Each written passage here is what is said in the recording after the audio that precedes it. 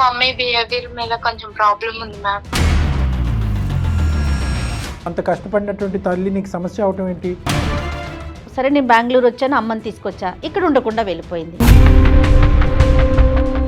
Uncle వాళ్ళ ఇంటికి daily వెళ్తుండే మమ్మీ. అంకుల్ నాకు బట్టలు అవన్నీ కొనిస్తుండే. మీ చుట్టాల, మీ దగ్గర బంధువుల ఎవరు? అంటే మమ్మీ వాళ్ళ దగ్గర పనికి వెళ్తుంది సార్. మమ్మీకి అడిగితే నువ్వు చిన్న పిల్లవి, చిన్న పిల్లలు ఎక్కుండు, నీకు అవసరం లేదన్నది. అమ్మ గురించి లోకం ఏమనుకుంటుంది, ఊరువాడ ఏమనుకుంటున్నారు, నీ మనస్సాక్షి ఏమంటుంది? అంకుల్ కి మమ్మీకి ఏదో ఎఫర్ ఉందని అనుకుంటున్నారు సార్. మీ అమ్మ ఉద్దేశం కానీ, ఆలోచన కానీ, క్యారెక్టర్ కానీ అదని నువ్వు నమ్ముతున్నావా? Yes sir. నేనైతే ఏ తప్పు చేయలేదు సార్. మీ పాపకి నచ్చినప్పుడు అక్కడికి ఎందుకు వెళ్తున్నారు? లోకానికి నచ్చినా నచ్చకపోయినా అది మీకు డోంట్ కేర్. మాకు ఒకనొకప్పుడు ఎవరు దగ్గర చేయకపోతే ఆ సారే దగ్గర చేశారు సార్. మాకు సార్ కొంచెం డీల్ అయిపోయాక సార్ని వదిలేయడం అంత కరెక్ట్ కాదు కదా సార్. అతనికి ఇంకొక 10 సంవత్సరాల పాటు ఆరోగ్యం బాగుండదు, మరి మీరు అక్కడ ఉండిపోతారా? ఉండిపోతాను సార్. నాకు ఆ సార్కి వేరే రిలేషన్ అనేది ఏమి లేదు సార్. మనస్సాక్షి మీద చెయ్యేసుకుని మీ అమ్మాయి మీద ఒట్టేసుకుని నేను ఇలా అనకూడదమ్మా. ఈ రోజు ఒక తల్లి కూతుర్ల యొక్క బంధం తెగిపోయేటట్టుంది. నిజం చెప్పండి. పెయిన్స్ కి సరైన చికిత్స కోసం సంప్రదించండి ఎవిస్ హాస్పిటల్. ఏవిస్ హాస్పిటల్ సమర్పించు అందమైన జీవితం కార్యక్రమానికి స్వాగతం. నమస్తే కళ్యాణ్ గారు. నమస్తే జయ గారు. ఈరోజు శాలిని అనే ఒక అమ్మాయి మనకు మెయిల్ చేసింది. శాలినికి వాళ్ళ అమ్మ సమస్య. రైట్. నా జీవితం ముందుకు వెళ్ళటానికి మా అమ్మే సమస్య అవుతోంది, రైట్. దీనికి పరిష్కారం ఏంటి అని అడిగింది. నాకు కూడా కొంచెం అంటే అమ్మే సమస్య అనేసరికి ఇదేదో ఖచ్చితంగా మీరు మాట్లాడాల్సిన విషయమే అనిపించింది. కళ్యాణి గారు కాల్ చేస్తానండి. చేయండి అమ్మా.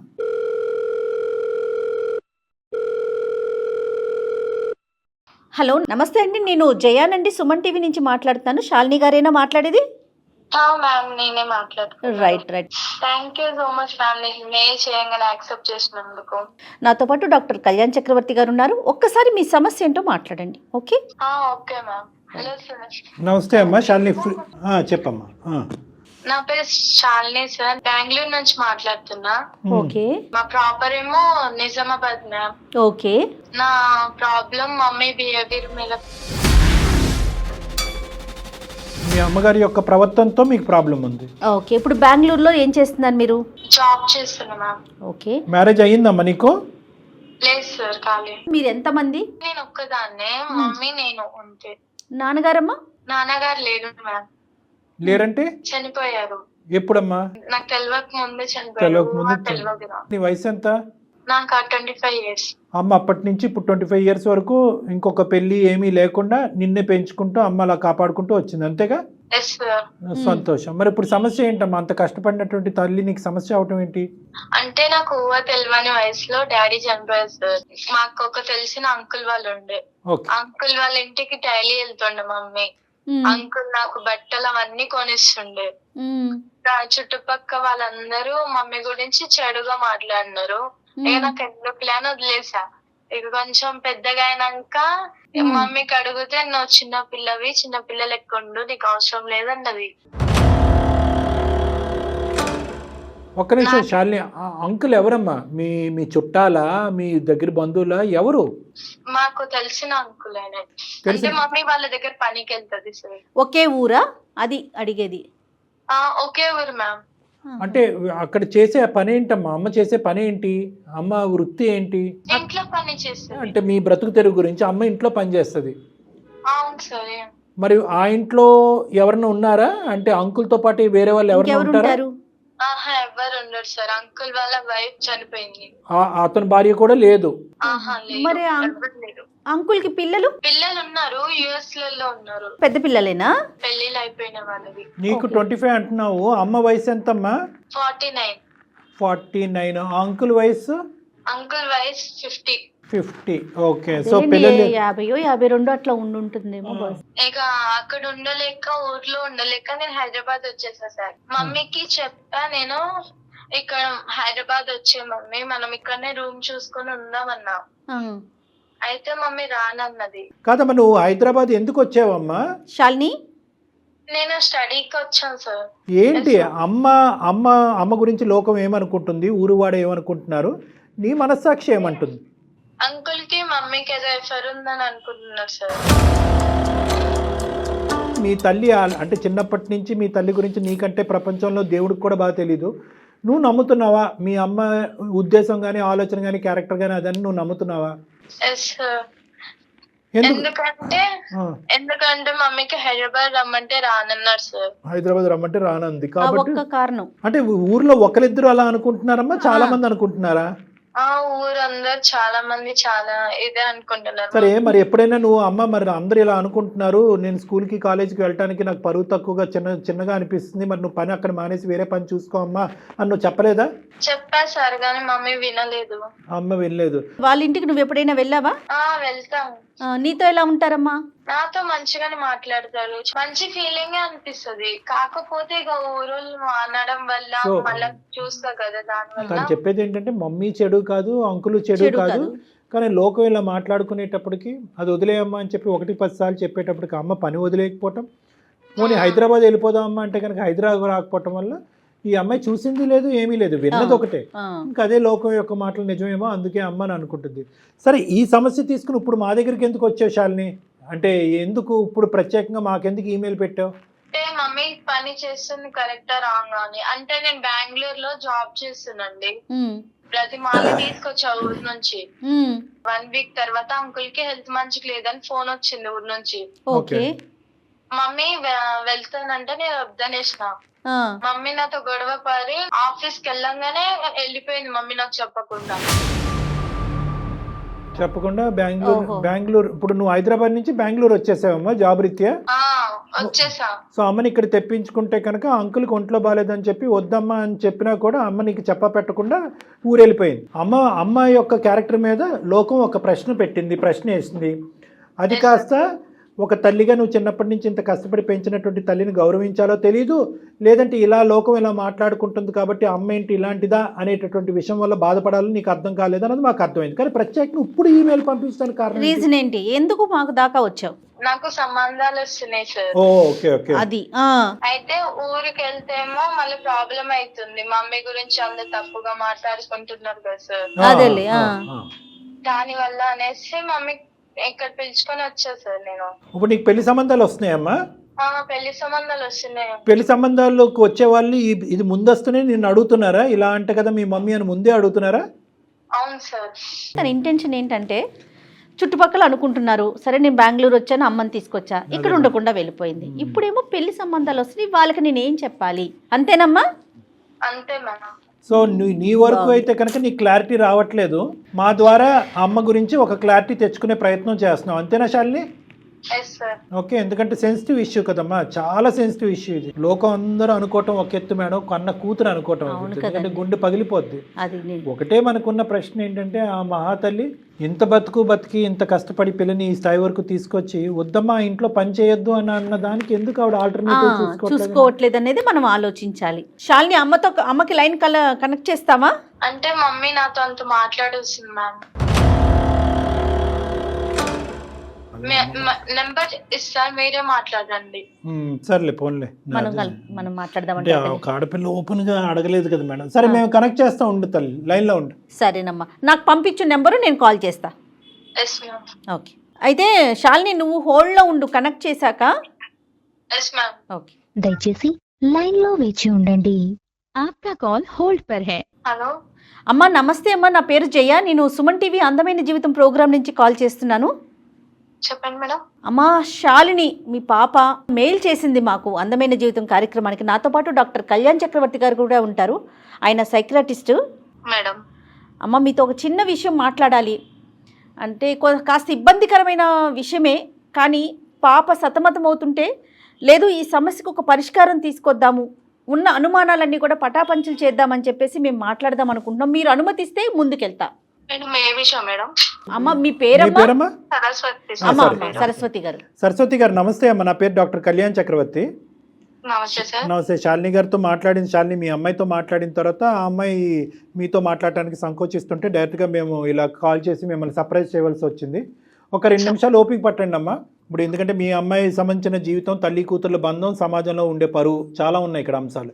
ఇక్కడ ఏంటంటేనమ్మా మేము అడిగేటటువంటి ప్రశ్న, మీ అమ్మాయి మీకు అడగలేకుండా మొహం చాటేసేటటువంటి ప్రశ్న ఏంటంటే, సమాజం ఒక విధంగా అనుకుంటుంది ఏది సరస్వతి గారిని అంటే ఒక ఇంటికి పనికి వెళ్తూ ఉంటే ఆ ఇంట్లో వేరే ఆడదిక్కు లేదు కాబట్టి ఈవిడ ఆ ఇంట్లోకి వెళ్తుంది కాబట్టి సమాజం ఏమనుకుంటుంది అనేటటువంటిది నా నోటి ద్వారా మీకు చెప్పక్కర్లేదు, మీకు ఆల్రెడీ అర్థమయ్యి ఉంటుంది.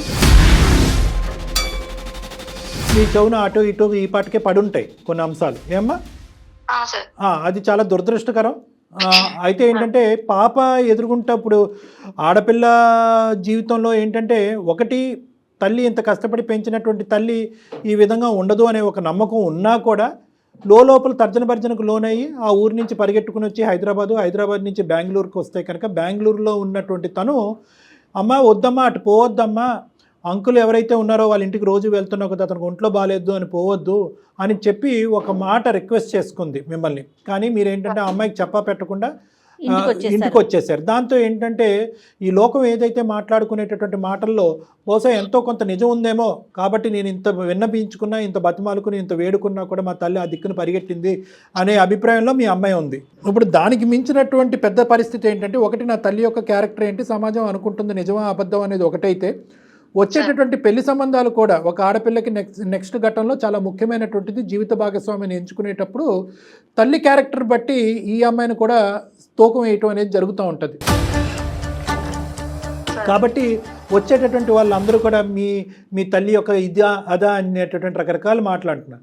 కాబట్టి అసలు వాస్తవానికి మీ జీవితంలో జరుగుతున్నది ఏంటి, ఈ అంకుల్ అనేటటువంటి వ్యక్తి ఎవరు, అతని ఇంట్లోకి ఎందుకు మీరు వెళ్తున్నారు పనిచేయడానికి, వద్దు ఒక విధమైనటువంటి అనుమానం వచ్చినా కూడా ఆ ఇంటికే పదే మీరు ఎందుకు వెళ్ళవలసి వస్తుంది అనేది కొద్దిగా వివరించండి.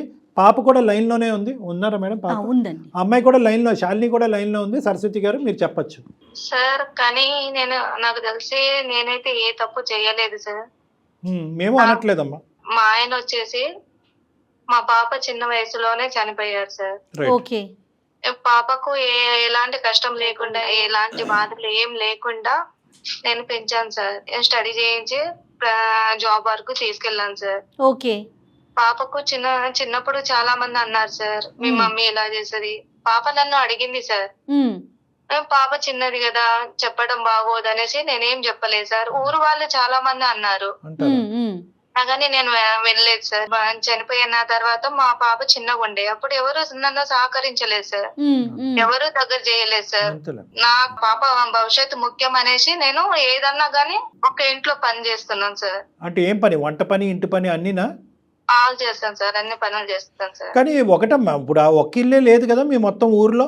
ఇప్పుడు సార్ ఆ టైంలో నన్ను ఎవరు దగ్గర చేయలేదు సార్. నన్ను ఈ పెద్ద చాలా వేరు చేశారు సార్. అందువల్ల సార్ దగ్గర మరి మీకు ఖర్చులకు సరిపడా కాదమ్మా, మీ ఖర్చులకు సరిపడా పూర్తిగా ఆ సారే చూసుకుంటున్నారా? ఆ ఒక్క ఇంట్లోనే మీరు పని చేయబట్టి?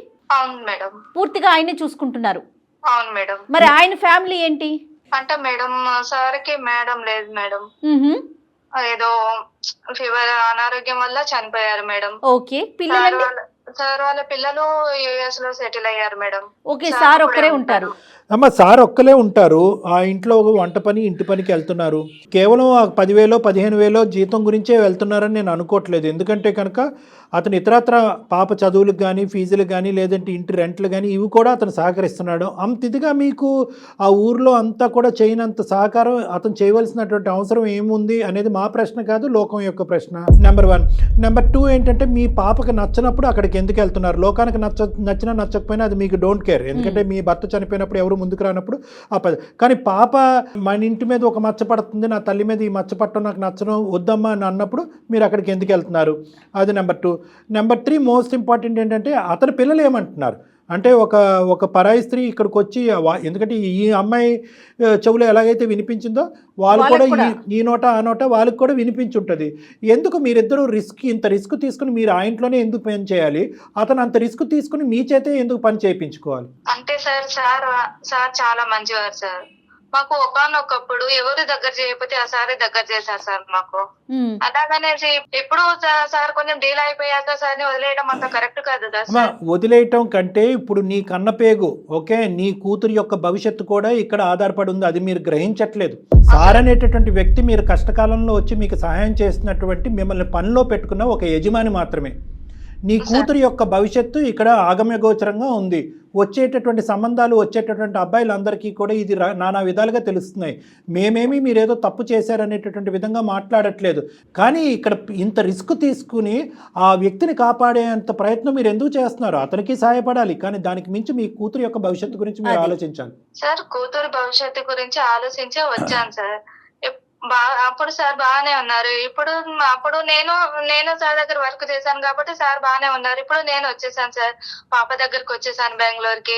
తర్వాత సార్ కి హెల్త్ బాగాలేదు. సార్ కి అక్కడ ఆ టైంలో నాకు ఎవరైతే ఎలా లేరు, ఇప్పుడు ఈ సార్ కి ఎవరు లేరు కదా, కాబట్టి నేను పోవడం తప్పదు కదా సార్. అమ్మ మరి అతనికి ఇంకొక 10 సంవత్సరాల పాటు ఆరోగ్యం బాగుండదు, మరి మీరు అక్కడ ఉండిపోతారా? ఉండిపోతాను సార్. ఎందుకమ్మా, మీరు తప్ప అతనికి ఎవరు చేయలేరా? లేదు సార్, చేయలేదు సార్. ఇప్పటికైనా నిజం చెప్పండి సరస్వతి గారు, అసలు ఏంటి మీ ఇద్దరి మధ్యన? నాకు అర్థం కావట్లేదు. మీరు కేవలం ఆ ఇంట్లో పనిచేసేటటువంటి వ్యక్తిలాగా నాకు అనిపించట్లేదు. ఇంకా ఎవరు సహాయం చేసేటటువంటి ఆడవాళ్ళే ఈ ప్రపంచంలో లేరా అతనికి? మీరు కాకపోతే ఇంకొకరు చూసుకుంటారు. మీ మధ్య ఎలాంటి సంబంధం లేకపోతే మీరు రావటానికైతే అమ్మాయి పిలిచింది కాబట్టి వచ్చారు, కానీ వచ్చిన దారిలోనే మళ్ళీ వెనక్కి వెళ్ళిపోయారు మీరు. సార్ చెప్పలేను సార్, కాకపోతే ఆ సార్ అయితే నాకు ఆ సార్కి వేరే రిలేషన్ అనేది ఏమీ లేదు సార్. మనస్సాక్షి మీద చెయ్యేసుకుని మీ అమ్మాయి మీద ఒట్టేసుకుని నేను ఇలా అనకూడదమ్మా, ఇలా అడగకూడదు. కానీ ఈరోజు ఒక తల్లి కూతుర్ల యొక్క బంధం తెగిపోయేటట్టుంది, ఆ అమ్మాయి యొక్క భవిష్యత్తు చెడిపోయేటట్టుంది. మీ మీద మచ్చ అనేటటువంటి తీసి పక్కన పెడితే, ఆడపిల్లగా నీ తల్లి ఇలా చేస్తుందని ఈ అమ్మాయి మీద మచ్చపడి రేపొద్దున పెళ్లి చేసుకోవటానికి నాదుడే లేనటువంటి దిక్కుతోచని పరిస్థితి ఏర్పడే పరిస్థితి వచ్చింది. కాబట్టి మిమ్మల్ని ఇలా నిలదీసి ముక్కుసూటుగా ఇలా అడగటం నాకు తప్పట్లేదు. నిజం చెప్పండి ఇప్పటికైనా ప్లీజ్. సార్ ప్రతిదానికి మీరు అలా అడుగుతున్నారు కదా సార్, దీనికి సొల్యూషన్ మీరే చెప్పండి సార్. చెప్పమ్మా, నువ్వు చెప్పమ్మా. నిజం చెప్తే మీ ఇద్దరి మధ్యన ఉండేటటువంటి ఏమంటాలో నాకు తెలియదు, అర్థం కావట్లేదు. మీ ఇద్దరి మధ్యన ఉండేటటువంటిది ఒక యజమాని ఇంట్లో పని చేసుకునేటటువంటి ఒక అమ్మాయికి సంబంధించినటువంటి ఇదా, దానికి మించిందా? మీరు వాస్తవాలు పలకండి. మీరు నిజం చెప్తే దానికి ఏం చేయాలి, దానికి సొల్యూషన్ ఏంటనే సలహా డాక్టర్ గారు ఇస్తారండి. అంటే ఈ సమస్యకి ఒక పరిష్కారం తీసుకురావాలి కదమ్మా. అతనికి మీ మనసులో ఒక స్థానం ఉందా, మీకు అతని మనసులో ఒక స్థానం ఉందా? ఇంతవరకు చెప్పండి ప్లీజ్. ఉంది. ఎందుకమ్మా ముక్కు ఎక్కడ ఉందంటే అలా చూపెడతారు? ఇద్దరికినండి, ఇద్దరికి ఒకరి మనసులో ఒకరికి. నేను చెప్తే సమాజం యాక్సెప్ట్ చేయదు కదా సార్. మరి అమ్మా ఎలా చెప్పినా అమ్మా ఇప్పుడు యాక్సెప్ట్ చేస్తోందా? ఇప్పుడు ఏమి యాక్సెప్ట్ చేస్తుంది? ఇప్పుడు సమాజం అసహ్యంగా, దురదృష్టకరంగా, చండాలంగా మాట్లాడుకుంటున్నారు. అక్కడ అతను భార్యను వదిలేసి పారిపోయి వచ్చి మీతో ఉండలేదు, మీరేమొచ్చి మీ భర్తను వదిలేసి పారిపోయి అతనితో ఉండలేదు. మీ ఇద్దరు భర్తలను పోగొట్టుకున్నారు, ఏకాగ్గా బతుకుతున్నారు. పిల్లల్ని పెంచుకుంటూ, అతని పిల్లల్ని పెంచుకుంటూ అమెరికా పంపించుకున్నాడు, నీ కూతుర్ని పెంచుకుంటూ నువ్వు బెంగళూరు ఉద్యోగం చేసావు. ఇంత గౌరవప్రదంగా బతికినటువంటి మీ ఇద్దరికి ఎందుకు ఈ చెడ్డ పేరు? ఎందుకు? మీరు ధైర్యంగా ముందుకు వచ్చి మీరిద్దరు పెళ్లి చేసుకోండి, తప్పే ఉంది అందులో. అమ్మా ఇప్పుడు దీన్ని యాక్సెప్ట్ చేస్తుందా? అంటే ఇప్పుడు మీరు ఎలా ఉన్నారంటే, కాదు కళ్యాణ్ గారు, వెనక ఏదన్నా మాట్లాడుకోండి, నాకు అనవసరం, ఎదురుగుండా ఏది మాట్లాడొద్దని కోరుకుంటున్నట్లున్నారు. అది ఎట్లా కుదురుతుందమ్మా? అది మీ వరకు పోనీ మీరు యాక్సెప్ట్ చేస్తారు, పాప యాక్సెప్ట్ చేయలేకపోతుంది కదా. ఈ ముద్ర పాప మీద పడుతుంది కదా. పాప మీద మచ్చపడుతుంది, అదొకటమ్మా. రెండోది ఏంటంటే మీ మనసులో చాలా కసి కోపాన్ని సమాజం మీద పెంచుకున్నారు. ఎవరైతే కనుక నా భర్త చనిపోయినప్పుడు ఎవరు నా సహకరించలేదో వాళ్ళు ఎలా అరుచుకున్నా, ఎలా తిట్టుకున్నా, ఎలా వెనకత్త నుంచి గుంతలు తవ్వినా కూడా నేను కళ్ళు మూసుకుని ముందుకు వెళ్ళిపోతాను అని చెప్పి ఆ ముందుకు వెళ్ళేటటువంటి క్రమంలో మీ పద్ధతిని మార్చుకోలేకపోయారు. పిల్లమే పడేటటువంటి భారాన్ని కూడా ఆలోచించలేకపోయారు. ఇది ఒక మేమనేది ఏంటంటే కనుకమ్మా, ఈ లోకం నోరు మూయించాలి అంటే కనుక ఈ బంధాన్ని ఒక పవిత్ర బంధం కింద మార్చండి, కానీ దాన్ని లీగలైజ్ చేసుకోండి, పెళ్లి చేసుకోండి, మేమిద్దరం భార్యాభర్తలను అనుకోండి. ఓకే, పాప అమ్మా అది సెకండరీ. మీరు చిన్నప్పటి నుంచే ఇప్పుడు కాదు, మొదటి నుంచే పాప మైండ్ ప్రిపేర్ చేసి, ఎందుకంటే పాపకు కూడా అతనంటే ఎటువంటి అగౌరవంగా ఉండే ఆలోచన ఏమీ లేదు. చిన్నప్పటి నుంచి అతను చాలా ఫాదర్లీ రోల్ ప్లే చేస్తున్నారు, కావాల్సినటువంటి అవసరాలన్నీ చూసుకుంటున్నారు. అతని మీద ఈ ఫోన్ కాల్కి ముందు కూడా ఆ అమ్మాయి ఎటువంటి చెడు అభిప్రాయం అమ్మాయి చెప్పలేదు. ఎందుకు యాక్సెప్ట్ చేయదు? ఆ అమ్మాయికి ఆ విధంగా మెంటల్గా ప్రిపేర్ చేస్తే యాక్సెప్ట్ చేస్తుంది. మీ ఇద్దరు ఇప్పుడు ఫస్ట్ టైం మీరు మీ అమ్మాయి ఎదుర్కొంటా, కాదమ్మా ఇటువంటి సంబంధం ఉందని నాకు చెప్తున్నారు, ఇదే ముందు నుంచి చెప్పుంటే సరిపోయి ఉండేది కదా. అలా చెప్పకుండా లోకం అందరూ ఈ అమ్మాయి చెవులో పడిన తర్వాత ఈరోజు తల్లిగా మీరు వచ్చి చెప్తున్నారు. ఇప్పుడు ఆ అమ్మాయి ఏమనుకుంటుంది? అమ్మాయి నువ్వే నీ నోటు వెంట చెప్తే కనుక నేను అప్పుడే యాక్సెప్ట్ చేసుకున్నాను కదా, ఇలా పరువు తీసుకున్న తర్వాత పెళ్లి చేసుకోవటం ఏంటమ్మా అనేటటువంటి ఫీలింగ్ ఆ అమ్మాయికి ఉండదా? ఇలా సెకండరీ ఇన్ఫర్మేషన్ ఎందుకు తీసుకోవాలి మీ కన్న కూతురు? కాదు కళ్యాణ్ గారు, ఇంకొక విషయం అండి. ఇక్కడ పిల్ల చిన్నప్పుడు అంటే చిన్నతనం, 25 ఏళ్ళు వచ్చేసాక ఇంకేం చిన్న పిల్ల అండి.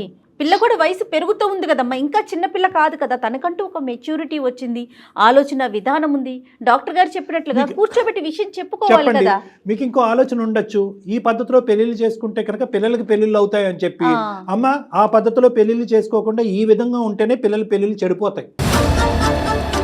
అర్థమైందమ్మా?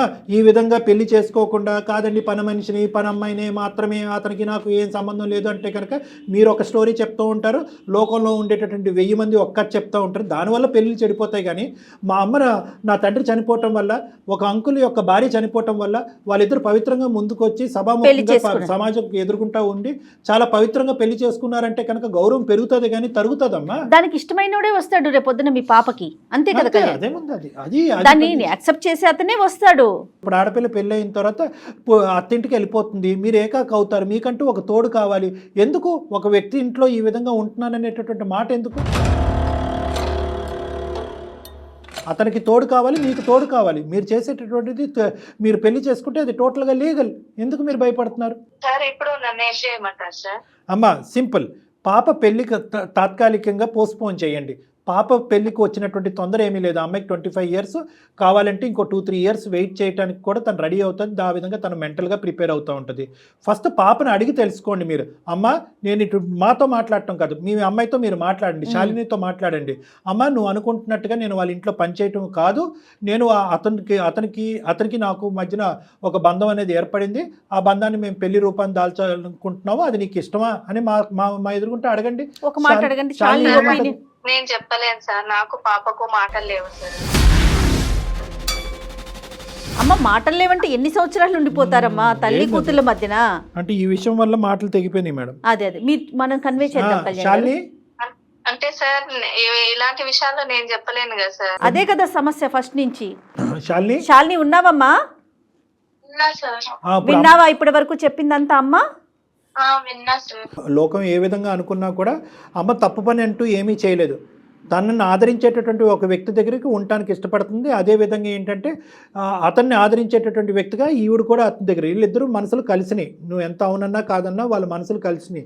లోకం రకరకాల విధాలుగా అనుకోవచ్చు. ఆ లోకం అనుకునే దాన్ని బట్టి మీ అమ్మకి ఇచ్చేటటువంటి మర్యాద కానీ మీ అమ్మతో నీకు ఉండేటటువంటి బంధాన్ని మాత్రం నువ్వు వీకెండ్ చేసుకోవద్దు అనేది నా రిక్వెస్ట్. నెంబర్ 1. నెంబర్ 2 ఏంటంటే అమ్మకుండే ప్రధానమైనటువంటి భయం ఏంటంటే కనుక, నేను పెళ్లి చేసుకుంటాను అంటే కనుక లోకం ఎలా అనుకున్నా నాకు అనవసరం, కానీ శాలిని ఎలా తీసుకుంటుంది అనే భయంతో ఇప్పటి వరకు ఇది గుట్టు రట్టవకుండా గోప్యంగా ఉంచింది అమ్మ. అవును. ఇప్పుడు అదే శాలిని తన పెళ్లి అనేది తాత్కాలికంగా పోస్ట్పోన్ చేసి అమ్మని అంకుల్ని కలిపేటటువంటి ప్రయత్నం చేస్తుందా? తన మనసు అంత పెద్దదా అనేటటువంటిది ప్రశ్న ఈ రోజు మన అందరు ఎదుర్కొంటా ఉంది. దాన్ని నువ్వు యాక్సెప్ట్ చేస్తావా? శాలిని చెప్పమ్మా, నీ ఒపీనియన్ ఏంటి? డాక్టర్ గారు చెప్పారు, నీ ఒపీనియన్ ఏంటమ్మా? నాకు ఓకే మ్యామ్, మళ్ళీ నేను మ్యారేజ్ ఇప్పుడు ఎట్లాగో మమ్మీ నేనున్నానే ఉంది కదా, మళ్ళీ నాకు మ్యారేజ్ అయిపోయినాక ఒంటరిగానే ఉంటా కదా. అదే మమ్మీకి ఇష్టమైతే నేను చిన్నప్పుడే చేసేసేదాన్ని వాళ్ళ మ్యారేజ్. చాలా సంతోషం అమ్మా. చూసావు, చాలా సింపుల్ కమ్యూనికేషన్ గ్యాప్ ఇది, చాలా సింపుల్ కమ్యూనికేషన్. పడ్డారు కళ్యాణ్ గారు. ఆవిడ తన మనసులో ఇది ఏ తల్లి మాత్రం వచ్చి చెప్తుంది మేడం. ఇక్కడ కూర్చొని ఇలాగా మాట్లాడటం ఈజీ. ఏ తల్లి మనం అంత ఫార్వర్డ్ కి వెళ్ళలేదు. ఏ తల్లి మాత్రం వచ్చి అమ్మ నేను పనిచేసే అంకుల్ని నేను పెళ్లి చేసుకోబోతున్నానని ఏ తల్లి చెప్తుంది? భయపడిందా, నువ్వేమన్నా అనుకుంటావు అనేది ఆలోచించిందో మనకు తెలియదు కానమ్మా. ఎప్పటికైనా అమ్మ ఒక వాస్తవాన్ని ఇప్పటికైనా చెప్పింది, గుండె ధైర్యం చేసుకుని చెప్పింది. అదేవిధంగా నువ్వు అదే పెద్ద మనసుతో, చిన్న వయసు అన్నా కూడా నీ మనసు పెద్దది కాబట్టి అంకుల్ మీద కూడా నీకు ఎటువంటి దురాభిప్రాయం లేదు కాబట్టి, ప్లస్ నువ్వు పెళ్లి చేసుకుని మంచి వాళ్ళు కాబట్టి, నెంబర్ 2 నువ్వు పెళ్లి చేసుకుని వెళ్ళిపోయిన తర్వాత అమ్మ ఒంటరిదవుద్దనే ఆలోచన నీకు మొదటి నుంచి ఉంది కాబట్టి ఒక క్షణం కూడా ఆలోచించకుండా ముందుకొచ్చి అమ్మ ముందే చెప్పుంటే ముందే పెళ్లి చేసి ఉండేదాన్ని దగ్గర ఉన్నాను అంటున్నావు. నీకు చిన్నపిల్లవైనా నీకు చాలా నమస్కరించాలమ్మ చేతులు ఎత్తి. ఎందుకంటే అందరికీ ఉండదు ఈ ఆలోచన. అవునండి, అవును. అలా ఎలా అవుతుంది అంకుల్, నా పెళ్లి గురించి ఆలోచిస్తుంటే కనుక మీరు అమ్మ పెళ్లి గురించి మాట్లాడుతున్నారు ఏంటి అని అనొచ్చు, సమాజం నవ్వుతారేమో అండి అని అనొచ్చు. అలా అనుకోకుండా అమ్మకు కూడా అమ్మ భవిష్యత్తు దృష్ట్యా ఆ అమ్మాయి తన పెళ్లిని పోసిపెంచి ముందుకు రావడం అనేది చాలా హర్షణీయం. నాకు షాలిని ఫస్ట్ మాట్లాడినప్పుడు కళ్యాణ్ గారు కొంచెం మెచ్యూర్డ్గా లేదేమో, చిన్నపిల్ల కదా అనిపించింది, కానీ ఈ డెసిషన్ తను తీసుకున్నాక చాలా మెచ్యూర్డ్గా అయిపోయింది. రైట్, ఎనీహౌ కథ అయితే సుఖాంతమైంది. ఒక మంచి ముహూర్తం చూసుకొని ఒకసారి అంకుల్తో కూడా మాట్లాడి ఏమ్మా ముందుకు వెళ్ళండి. అమ్మ సరస్వతి గారు, ఇప్పుడు మాకంటే ముఖ్యం ఎవరైతే మీ కుటుంబ సభ్యులు ఉన్నారో సరస్వతి గారు, మీ తల్లిదండ్రులు అవనియండి, లేదంటే మీ బంధువులు అవనియండి, వాళ్ళందరినీ కూడా ఒకే తటిమేకి తీసుకురండి. వాళ్ళందరికీ ఎక్స్ప్లెయిన్ చేసేటటువంటి ప్రయత్నం చేయండి. ఒకప్పుడు అందులో ఎవరైనా కీలకమైనటువంటి వ్యక్తులు ఎవరైనా దీన్ని అంగీకరించకపోతే వాళ్ళ చేత నా చేత వాళ్ళతో ఒకసారి మాట్లాడిపించండి. వాళ్ళందరినీ అంగీకరించేటటువంటి పూచి నేను తీసుకుంటాను. ఎందుకంటే ఇది చాలా, ఎవరు ఏమనుకున్నా సరే ఇది చాలా మంచి కార్యక్రమం. ఎందుకంటే కనుక మీరు ఒక తప్పుడుగా అనుకుంచేటటువంటి లోకం యొక్క ఆలోచించే యొక్క లోకం యొక్క నోరులు మూయించేటటువంటి ప్రయత్నం, మీ కూతురికి ఒక కొత్త భవిష్యత్తు ఇచ్చేటటువంటి ఒక దారి. సో దీంట్లో ఎంత వందల వేల మంది వచ్చినా కూడా నేను కన్విన్స్ చేయడానికి నేను రెడీగానే ఉన్నాను. వాళ్ళందరినీ కూడా సమీకరించండి, వాళ్ళందరికీ నచ్చజెప్పి వాళ్ళందరూ ఓకే అవుతారు సార్. Very good, super. వాళ్ళు అన్నకున్న ఒకటే కదా సార్, అంతే కదా. ఇంకా ముందుకు వెళ్ళండి హ్యాపీగా. ఓకేనమ్మా సరస్వతి, శాలిని. Okay sir. ఓకేనమ్మా, నమస్తే. Thank you, all the best అమ్మా. చాలా సింపుల్ గా సొల్యూషన్. ఎంత చక్కటి విషయం చెప్పారో కళ్యాణ్ గారు. నాకు పర్సనల్ గా కూడా, అంటే ఎందుకంటే ఒక స్త్రీ జీవితం ముందుకెళ్తోంది చూడండి. అంటే ఈ వయసులో పెళ్ళా అనుకునే వారికి పెళ్ళి అంటే ఒక్క కాజే చూడకూడదు కదా, జీవితాంతం ఒక మనిషికి ఇంకొక మనిషి తోడు కదండి, అది చాలా అవసరం.